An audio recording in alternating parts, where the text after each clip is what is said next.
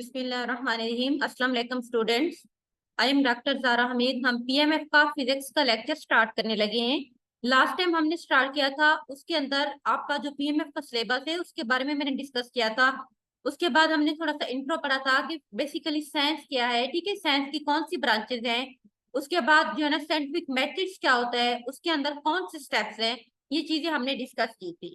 आज हमारा next topic है। आज हमने यहाँ से स्टार्ट करना है डेफिनेशन से। What is science? जैसा कि हमें पहले आपको बताया था कि साइंस क्या है। बेसिकली साइंस हमारे पास एक ऑब्जेक्टिव ऑब्जर्वेशन होती है, ठीक है, जिसमें हमने ऑब्जर्वेशन करने के बाद चीजों के लिए क्या करना होता है कि एक, ताकि हमारे पास एक लॉजिक आ जाती है, तो हमने बेसिकली जो बेसिक रूल्स होते हैं नेचर के, ठीक है, कुदरत के, उसको हमने एक्सप्लेन करना है। मीन्स कि साइंस हमारे पास एक ऑब्जेक्टिव स्टडी होती है, एक हमारे पास सिस्टमेटिक नॉलेज होता है, जिसको इस्तेमाल करके हमारे पास एक लॉजिक आती है। हम उस लॉजिक के थ्रू बाद में बता सकते हैं कि मुख्तलिफ चीजें किस तरह से, मीन्स कि हमारे जहन में जो क्वेश्चन आते हैं उनका हम साइंटिफिक तरीके से उनके हम जवाब ढूंढने की कोशिश करते हैं। फिर हमारे पास इस तरह जवाब आते हैं उनके, हमारे पास एक लॉजिक होती है, हम चीजों को एक्सप्लेन कर सकते हैं। तो व्हाट इज साइंस? साइंस क्या है? A system of knowledge about the physical, chemical and biological universe and the things that occur in it is called science। Basically अगर हम साइंस की को डिफाइन करें तो साइंस क्या होती है कि एक सिस्टम ऑफ नॉलेज होता है किसी इस पूरी कायनात के बारे में, ठीक है, physical, chemical and biological nature of the universe. इस यूनिवर्स के अंदर जितना भी फिजिकल, केमिकल या बायोलॉजिकल नेचर की जितना भी चीजें हैं उनके बारे में एक सिस्टमेटिक नॉलेज, ठीक है। एंड दूसरा ये कि जो तमाम चीजें जो इस यूनिवर्स के अंदर हो रही होती हैं उन तमाम चीजों के बारे में हमारे पास एक सिस्टमेटिक नॉलेज होता है, तो उसको हम साइंस कहते हैं। यानी कि आप सिंपल कह सकते हैं कि बेसिकली साइंस क्या है कि सिस्टम ऑफ नॉलेज है physical, chemical and biological universe के बारे में एंड उन तमाम चीजों के बारे में that occur in this universe. इस पूरी कायनात के अंदर जो चीजें हो रही हैं उनके बारे में एक सिस्टम ऑफ नॉलेज जो हमारे पास होता है उसको हम साइंस कहते हैं। ये बेसिकली क्या होती है कि it is an objective observation that explain the basic rules of nature. जो कुदरत के जो जितना भी रूल्स होते हैं उनको एक्सप्लेन करने के लिए हमारे पास एक ऑब्जेक्टिव ऑब्जर्वेशन है जो हमें लॉजिक प्रोवाइड करती है। Another approach to defining the science is as information gain through practice. ठीक है, साइंस में क्या होता है बेसिकली प्रैक्टिस के थ्रू जो हम इंफॉर्मेशन गेन कर रहे होते हैं, जो हमें इंफॉर्मेशन मिलती है, जो जो चीजों की ऑब्जर्वेशन की हमें जिन सवालों के जवाब मिलते हैं प्रैक्टिस के थ्रू, उसको हम साइंस का नाम देते हैं। उसके बाद हमारे पास ये ब्रांचेस ऑफ साइंस। साइंस की बहुत सारी ब्रांचें हैं, जो इसकी basic branch chemistry, physics and biology है, लेकिन इसके अलावा भी इसकी कुछ ब्रांचेस हैं जहाँ पे जिसमें हमारे पास आ जाती है, ठीक है, जियोलॉजी यानी कि मैथमेटिक्स, जिसको हम अर्थमेटिक्स भी कहते हैं, ठीक है, एस्ट्रोनॉमी एंड सो ऑन। तो सबसे पहले केमिस्ट्री क्या है? जैसे कि हमने पहले भी पढ़ा था, basically chemistry is the study of the science which concern with characteristic, content and structure of chemical elements. ठीक है, जितना भी केमिकल एलिमेंट्स हैं उनकी क्या कैरेक्टरिस्टिक है, क्या कंटेंट है, उनकी केमिकल स्ट्रक्चर किस तरह से है, इन तमाम चीजों के बारे में हम स्टडी करते हैं, उसको हम केमिस्ट्री का नाम देते हैं। And their ability to change, उन केमिकल्स के अंदर कितनी एबिलिटी है कि वो चेंज हो जाते हैं। And indeed the energy produce और consumes so they are doing so, और उनसे जब वो उनको हम यूज करते हैं उन तमाम एलिमेंट्स को, उसके दौरान उनकी ब्रेकडाउन होती है, जिससे कुछ एलिमेंट्स से एनर्जी प्रोड्यूस होती है, कुछ एलिमेंट जो होते हैं उनको एनर्जी चाहिए होती है। इन तमाम चीजों की स्टडी हम साइंस की जिस ब्रांच में करते हैं उसको हम केमिस्ट्री का नाम देते हैं। सेकेंड हमारे पास है physics. Physics is the branch of science that concern with matter and energy, जिसमें हम मैटर एनर्जी को डिस्कस करते हैं and particularly there interaction and interconnection, उनका आपस में क्या रिलेशनशिप है, उनका क्या ताल्लुक है, इस चीज की जिसमें हम स्टडी करते हैं उसको हम फिजिक्स का नाम देते हैं। उसके बाद हमारे पास है जियोलॉजी। जियो मींस अर्थ, जमीन। साइंस की वो ब्रांच जिसमें हम physical structure and composition of earth की स्टडी करते हैं उसको हम जियोलॉजी का नाम देते हैं। And as well as the history of the earth, ठीक है, and activity that operate on the earth. Earth की हिस्ट्री क्या है, जमीन की, उसके ऊपर कौन सी एक्टिविटीज होती है, इन तमाम चीजों की स्टडी हम जिस सब्जेक्ट के अंदर करते हैं उसको हम जियोलॉजी का नाम देते हैं। उसके बाद हमारे पास है एस्ट्रोनॉमी। जैसे कि नाम से शो है, इस अर्थ एटमॉस्फेयर के अलावा हम जिस भी चीज की स्टडी करते हैं उसको हम एस्ट्रोनॉमी कहते हैं। मीन्स के जिस तरह हमारे पास सूरज, चांद, ठीक है, सियारे, तारे, इन तमाम चीजों की जो हम स्टडी करते हैं, उस साइंस की ब्रांच को हम एस्ट्रोनॉमी का नाम देते हैं। The study of the anything outside the earth atmosphere, जमीन के अलावा किसी भी चीज की जो हम स्टडी करते हैं उसको हम एस्ट्रोनॉमी कहते हैं। इसमें इंक्लूड होता है सन, मून, ठीक है, प्लैनेट, स्टार्स वगैरह। बायोलॉजी, जैसे कि नाम से, bio means life, logy study, biology के अंदर हम लिविंग थिंग्स की, लिविंग बीइंग्स की स्टडी करते हैं, which is spread into several specialized discipline, और इसमें फर्दर मुख्तलिफ डिसिप्लिन आ जाते हैं बायोलॉजी के अंदर, जिसमें मॉर्फोलॉजी, जिसमें शेप्स वगैरह की स्टडी करते हैं, मेटाबॉलिज्म आ जाती है, ब्रेकडाउन होती है, मेटाबॉलाइट्स होती हैं, प्रोडक्ट्स वगैरह, एनाटॉमी स्ट्रक्चर की जिसमें हम स्टडी करते हैं, स्कालोजी जिसमें हम जो कि अपनी मीन्स के मैन थेरेपी जिसके अंदर हम करते हैं, ठीक है, ओरिजिन, सर्कुलेशन वगैरह, ब्लड की, इन तमाम चीजों की स्टडी करते हैं। ये सारी मुख्तलिफ ब्रांचेस फर्दर बायोलॉजी के अंदर आ जाती हैं। उसके बाद हमारे पास है what is physics in simple words. Basically हमारा सब्जेक्ट फिजिक्स है ना, तो हम ये देखते हैं कि सिंपल वर्ड में फिजिक्स क्या है। फिजिक्स साइंटिफिक स्टडी होती है जिसमें हम फिजिकली फेमिना को स्टडी करते हैं, लाइक मोशन ऑफ मैटर क्या है, एनर्जी क्या है, फोर्स क्या है, इन तमाम चीजों की स्टडी करते हैं। It helps us to understand the world around us. Physics basically study करने का मकसद ये है कि हमारी हेल्प करता है कि इस दुनिया में इर्द गिर्द जो हमारे पास दुनिया है उसमें क्या है, हमने उसको किस तरह अंडरस्टैंड करना है।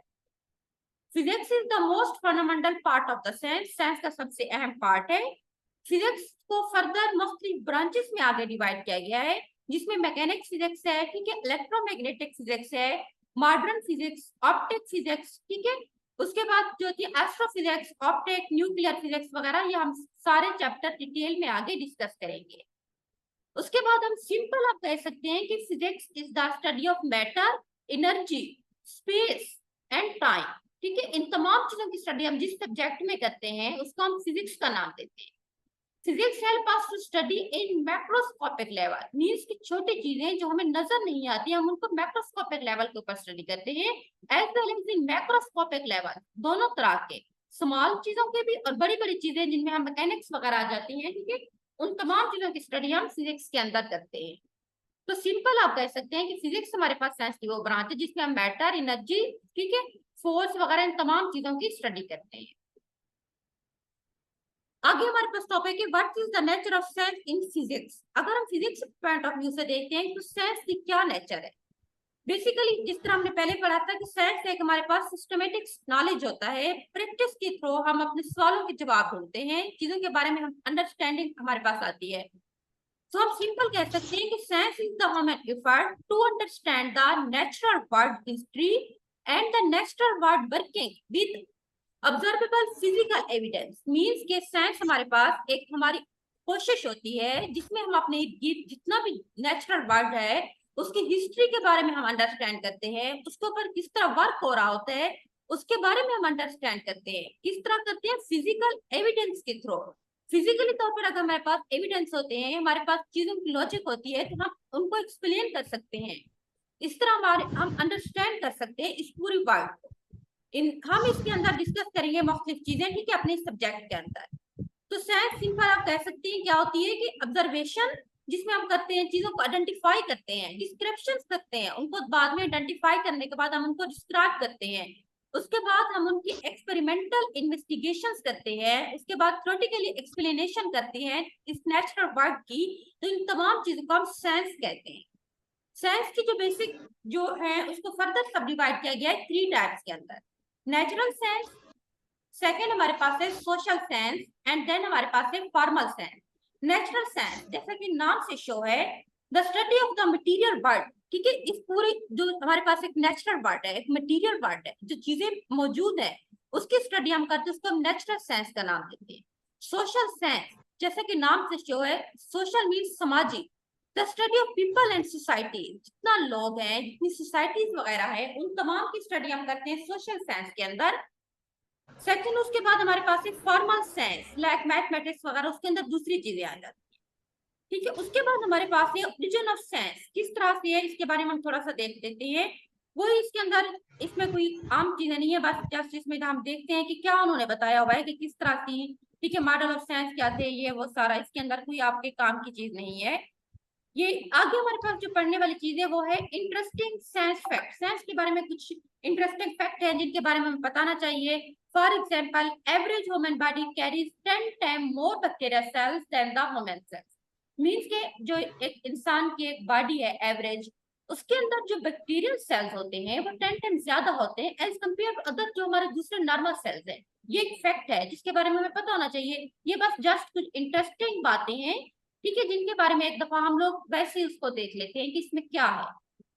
सेकेंड पॉइंट उन्होंने ये बताया कि 20% earth oxygen is produce by the Amazon rain forest. ठीक है, ये सबसे बड़ा एक जंगलात है, आप उसका जो है अमेज़न, इसकी में वो बताते हैं कि जो 20% अर्थ के ऊपर ऑक्सीजन है तो ये इसी से प्रोड्यूस होती है, इसका सोर्स है। Chalk is made from trimillion of macroscopic plankton fossils। ठीक है, fossils से मिलता है, चाक बनाते हैं। If you took out all the empty space in our atom, अगर हम एक एटम में empty space को देखते हैं तो जो इंसानी नस्ल है, इंसानी रेस है, could fit in the volume of a sugar cube, जितनी वॉल्यूम के अंदर भी समा सकती है। There are actually over 2 dozen state of matter। State of matter कितना है? 2 dozen होते हैं, 2 दर्जन। उसके बाद है कि Venus is only planet to spin clockwise. अगर उन्होंने ये एक फैक्ट है जो हमें पता होना चाहिए कि जो हमारा एक सियारा है, ठीक है, वेनस, वो स्पिन करता है क्लॉकवाइज, जस्ट वन हमारे पास प्लैनेट है। It takes 8 time 90 second for the light to travel from sun to earth. रोशनी को सूरज से जमीन तक आने के लिए 8 मिनट एंड 90 सेकेंड्स की जरूरत होती है। उसके बाद है कि 41 new species are discovered by scientist every single day. उसके बाद ये है कि एक दिन के अंदर तकरीबन 41 न्यू स्पीशीज डिस्कवर होती है डेली। साइंटिस्ट जो डिस्कवर कर रहे हैं, इतनी ज्यादा रिसर्च चल रही है इस पूरी दुनिया के अंदर कि एक दिन के अंदर 41 न्यू स्पीशीज को डिस्कवर कर रहे हैं scientist. Human stomach can dissolve razor blades. Means इंसान स्टमक इतनी उसके अंदर एबिलिटीज, इतनी उसके अंदर कैपेबिलिटीज हैं कि वो हार्ड से हार्ड चीजों को भी डिसॉल्व कर लेते हैं अपने अंदर। उन्होंने एग्जांपल बताया, रेजर ब्लेड्स को भी डिसॉल्व कर लेता है इवन, ये एक फैक्ट है। अखरोट can way over 1 million pound तक को वेट कर सकता है। ठीक है, ये बस जस्ट कुछ चीजें आपको बताना चाहिए। नेक्स्ट हमारा जो टॉपिक है वो है कि मैटर क्या है। फिजिक्स में हमने पढ़ा था ना कि study of the matter, energy and their interconnection, their relationship क्या है। तो व्हाट इज मैटर? मादा क्या होता है? Matter is the substance made of various type of particles. Matter basically एक ऐसा सब्सटेंस होता है जो कि मुख्तलिफ टाइप्स ऑफ पार्टिकल से मिलकर बना है। That occupies physical space and has inertia, जो कि फिजिकली तौर पर जगह घेरता है, और and has inertia, inertia means move करता है। According to the principle of modern physics, various types of particles each have a specific mass and size। मुख्तलिफ पार्टिकल जिससे एक मैटर बनता है, उनका एक स्पेसिफिक मास और उनका एक स्पेसिफिक साइज होता है। मोस्ट फेमिलियर जो हमारे पास मटेरियल पार्टिकल है उसमें हमारे पास इलेक्ट्रॉन है, प्रोटॉन है, ठीक है, and neutron. Combination of this particle form atom. ये सारे पार्टिकल जिसमें हमारे पास इलेक्ट्रॉन, प्रोटॉन एंड न्यूट्रॉन, ये तीनों मिलके एटम बनाते हैं। अब हम इनको एक्सप्लेन करते हैं कि ये किस तरह से atom, molecules, element and compounds वगैरह किस तरह से हैं, इनको हम एक्सप्लेन करेंगे। Fundamentally matter is composed of elementary particles called quarks or electrons. Both of are considered elementary particles in that they are not made up of smaller unit of the matter। Means के जो matter होता है वो elementary particle से मिलकर बनता है, जिसको हम क्वार्क्स या इलेक्ट्रॉन्स का नाम देते हैं। क्वार्क क्या है? Basically group of the subatomic particles that interact by mean of strong forces. ठीक है, मुख्तलिफ छोटे छोटे पार्टिकल जो आपस में स्ट्रॉन्ग फोर्सेस के थ्रू इंटरेक्ट करते हैं, उनके ग्रुप्स को हम क्वार्क्स का नाम देते हैं। Combined into protons and neutrons, आपस में न्यूट्रॉन और प्रोटॉन की सूरत में मिले होते हैं। उसके बाद इलेक्ट्रॉन्स क्या है? Group of subatomic particle that respond to weaker force. Means की जो आपस में वीकर फोर्स, कमजोर फोर्स की मदद से इंटरेक्ट करते हैं, उनको रिस्पॉन्स करते हैं, उसको हम इलेक्ट्रॉन का नाम देते हैं। Belong to the class of elementary particles that include electrons. Means के जो इलेक्ट्रॉन से जो पार्टिकल्स मिलकर बनते हैं, वीकर फोर्सेस होते हैं उनके दरमियान, उनको रिस्पॉन्स करते हैं, उनको हम इलेक्ट्रॉन्स का नाम देते हैं। कॉल्क होते हैं जिसमें स्ट्रॉन्गर फोर्सेस होते हैं, जिसमें प्रोटॉन्स है, न्यूट्रॉन्स है। ये फर्क आपको दोनों का पता होना चाहिए। उसके बाद हमारे पास एटम्स क्या है? Atoms basically are the building block of matter. ठीक है, जो मैटर है उसका बिल्डिंग ब्लॉक क्या है, एटम से मिलकर बनते हैं। Combination of the atom form molecules, atom आपस में मिलकर मॉलिक्यूल्स बनाते हैं। Large group of atom and molecule form bulk matter of the day to day life in the physical world. और आपस में जितना भी मॉलिक्यूल्स और एटम्स होते हैं, ठीक है, उनके ग्रुप आपस में मिलके हमारी डेली की लाइफ के अंदर, फिजिकल वर्ल्ड के अंदर जो होती है मुख्तलिफ बल्क मैटर बनाते हैं। These are more than 100 different kind of atom, ठीक है। मुख्तलिफ कितना होता है, पीरियोडिक टेबल की अगर हम बात करते हैं तो उसके अंदर 100 मुख्तलिफ टाइप्स के एटम्स होते हैं। With each can constituent a unique chemical elements, इनमें से हर एक यूनिक केमिकल एलिमेंट्स जो होती है उसके अंदर मौजूद होता है। एटम या molecules in 2 or more element can join together to form a compound। अब कंपाउंड क्या है, एटम या मॉलिक्यूल्स में दो या दो से ज्यादा एलिमेंट आपस में मिलकर एक कंपाउंड बनाते हैं। This compound, which is basis of matter, जो बेसिकली एक मैटर की बेस होता है, may not resembles any of the original ingredients। Means के एटम या मॉलिक्यूल्स के अंदर जो मुख्तलिफ एलिमेंट्स होते हैं, दो या दो से ज्यादा आपस में मिलकर एक कंपाउंड बना देते हैं। ये कंपाउंड जो बनता है ये अपने ओरिजिनल इंग्रेडिएंट से मुख्तलिफ हो सकता है, जरूरी नहीं कि वो उन जैसा हो। For example, sodium and chlorine, two highly poisonous element that are unstable at room temperature। ठीक है, सोडियम एंड क्लोरीन जो कि दो पॉइजनस मटेरियल्स होते हैं, रूम टेम्परेचर पर अनस्टेबल हैं, combine to form one most common and harmless compounds known as common salt sodium chloride। अब क्या होता है कि दोनों मिलके आपस में एक हार्मलेस हमारे पास कंपाउंड्स बनाते हैं जिसको हम सोडियम क्लोराइड का नाम देते हैं, जो हमारे पास कॉमन साल्ट है। दो तो हमारे पास क्लोरीन और सोडियम मुख्तलिफ एलिमेंट्स है जो पॉइजनस है, लेकिन जब आपस में दोनों मिलते हैं तो एक नया कंपाउंड बना रहे हैं जिसको हम सोडियम क्लोराइड का नाम देते हैं, जो कि हमारे लिए हार्मलेस है, नुकसानदार नहीं है, जो हम अपनी डेली डाइट में इसको यूज कर रहे हैं। Unlike it's constituent, salt is highly stable. अब जो उसके कंस्टिट्यूएंट थे, जो उसके मुख्तलिफ एलिमेंट्स थे, क्लोरीन एंड सोडियम, वो हमने कहा था कि अनस्टेबल है रूम टेम्परेचर के ऊपर, जबकि उसके बरक्स जो उसमें से एक साल्ट बना है सोडियम क्लोराइड, वो स्टेबल है रूम टेम्परेचर के ऊपर, हार्मलेस भी है इंसान के लिए, उसको हम खाने में यूज कर रहे हैं। इसी तरह सिमिलरली सेकंड हमारे पास एग्जांपल है hydrogen and oxygen, which are both gaseous elements can combine to form water. हमें पता है वाटर जो होता है H2O उसका फॉर्मूला है, दो हाइड्रोजन और एक ऑक्सीजन आपस में मिलकर एक वाटर का मॉलिक्यूल्स बना रहे हैं, व्हिच इज लिक्विड। अब हाइड्रोजन और जो ऑक्सीजन है वो तो गैसियस एलिमेंट है, जबकि वो दोनों मिलकर एक नया मॉलिक्यूल्स बनाते हैं जिसे हम वाटर कहते हैं, जो कि लिक्विड कंपाउंड्स होता है एट रूम टेम्परेचर के ऊपर। The process by which such a combination and transformation of elements into compounds take place is called a chemical reaction।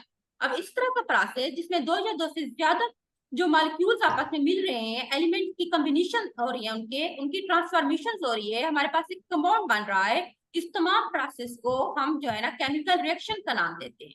जिसमें हमने दो एग्जाम्पल बनी है, एक सोडियम और क्लोरीन दोनों मिलकर सोडियम क्लोराइड बना रहे हैं, इसी तरह हाइड्रोजन और ऑक्सीजन दोनों मिलकर वाटर का मॉलिक्यूल्स बना रहे हैं, और वो अपने ओरिजिनल मॉलिक्यूल्स से मुख्तलिफ हैं।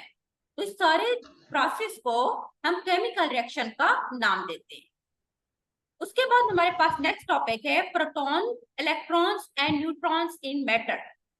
ठीक है, ये बेसिकली हमारे पास क्या होते हैं, किस तरह से होते हैं, ये हम नेक्स्ट लेक्चर में स्टडी करेंगे। ठीक है, आज का जो हमारा टॉपिक था कि व्हाट इज मैटर क्या है, मॉलिक्यूल्स क्या होते हैं, कंपाउंड्स क्या होते हैं, व्हाट इज केमिकल रिएक्शंस, ठीक है, किस तरह से आपस में मिल रहे हैं, ये सारी चीजें हमने इसके अंदर डिस्कस की थी। सेंस क्या है, फंडामेंटल फैक्ट कौन से होते हैं about the sense, what is physics, what is the branches of the sense, sense की टाइप्स कितनी है। ठीक है, ये हमारा आज के लेक्चर का टॉपिक था, इसको मैं इधर ही एंड कर रही हूँ। अल्लाह हाफिज, नेक्स्ट हम स्टार्ट करेंगे।